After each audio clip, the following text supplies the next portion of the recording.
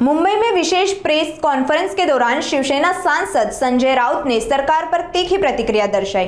ठेकेदार हर्षल पाटिल की आत्महत्या को लेकर उन्होंने कैबिनेट मंत्री गुलाबराव पाटिल पर भी आरोप लगाए।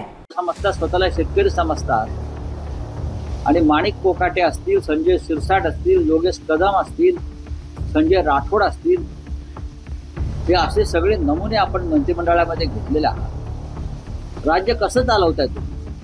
काल हर्षल पाटील या तरुणाने केलेली आत्महत्या तुम्हाला विचलित करत नाही आणि हर्षल पाटील ठेकेदार होता की नाही याच्यावर संशोधन करून तुम्ही आमच्याकडे माहिती आणता। एक तरुण आत्महत्या करतोय, त्या तरुणाच्या आत्महत्येमागचं कारण स्पष्ट झालेलं आहे, तरी सरकार ती आत्महत्या नाही हे सांगण्याचा प्रयत्न करत आहे। इतकं निर्ढावलेलं सरकार या महाराष्ट्रामध्ये काम करत आहे।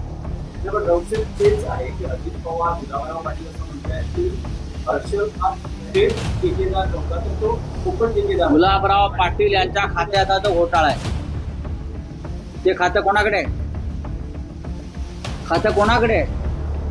आतापर्यंत किती ठेकेदारांनी आत्महत्या केल्या? आतापर्यंत हजारो ठेकेदार रस्त्यावर आले। आतापर्यंत हजारो ठेकेदारांनी जलजीवन मिशनच्या आत्महत्या करू असं आव्हान दिलंय। आतापर्यंत अनेक ठेकेदारांनी मंत्र्यांच्या गाड्या अडवल्या, जळगावात मुख्यमंत्र्यांच्या गाडी पुढे जाळून घेण्याचा प्रयत्न केला। काय सांगतोय तो गुलाबराव पाटील? काय सांगतोय?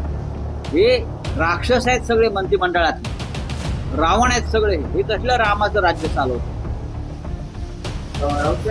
अमित साळुंकेचा विषय लक्षात ठेवा, मी परत सांगतोय। Sumit facilities, Shrikant Shinde medical foundation मध्ये कशा प्रकारे भ्रष्टाचाराचा पैसा आला,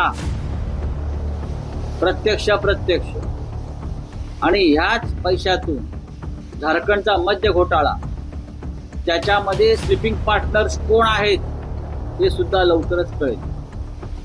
पुन्हा एकदा आपल्या निदर्शनास येत आहे की राज्याचे मुख्यमंत्री